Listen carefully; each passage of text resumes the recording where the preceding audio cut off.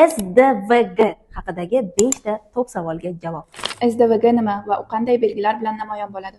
SDVG bolalar va kattalarda uchrovchi, diqqatni uzoq jamlab tura olmaslik bilan, tez chalg'ish hamda juda yuqori impulsivlik hamda giperaktivlik bilan birgalikda keladigan nevrologik holatdir. SDVG ning sababi nima? SDVG ga aniq bir sabab yo'q, ammo bunga ko'p narsalar omil bo'lishi mumkin. Misol uchun genetik omillar, ya'ni ota-onasida yoki yaqin qarindoshlarda bo'lgan bo'lsa, bu bolada ham uchrashi mumkin. Bundan tashqari, boladagi miya rivojlanishining o'ziga xosligi va yana homiladorlikdagi nojo'ya omillar, ya'ni spirtli ichimlik, sigaret chekish, kislorod yetishmovchiligi kabi omillar bo'lishi mumkin. Ammo hech qachon SDVG noto'g'ri tarbiya, erkalatib yuborish, bolalikdagi travmalar, stresslar natijasida bo'lmaydi. SDVG davolanadimi?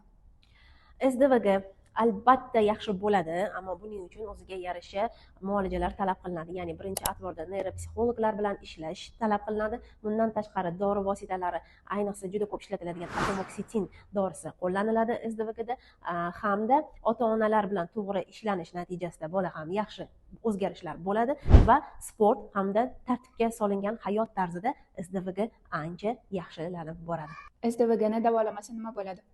SDVG agar davolanmasa, albatta birinchi navbatda o'qishdan orqada qolish kuzatiladi, ya'ni maktabdagi baholari juda sust, past bo'lishi mumkin. Bundan tashqari oilaviy muhitda kelishmovchiliklar bo'lishi mumkin, sababi bunday bolalar yutqazishni hamda o'ziga bo'lgan qo'polroq munosabatni qabul qilishni bilmaydi va undan tashqari o'zining juda tez qaror qabul qilishi natijasida baxtsiz hodisalarga olib kelishi mumkin. Misol uchun jahl tarzida katta ko'chaga yugurib ketishi va har qanday nojo'ya holatlarga olib kelishi mumkin. Kattalarda esa bir ishni eplay olmaslik, diqqatni jamlay olmaslik natijasida yuqori natijalarga erisha olmaslik, tashvishlanish, depressiya, stress kabi omillarni olib keladi.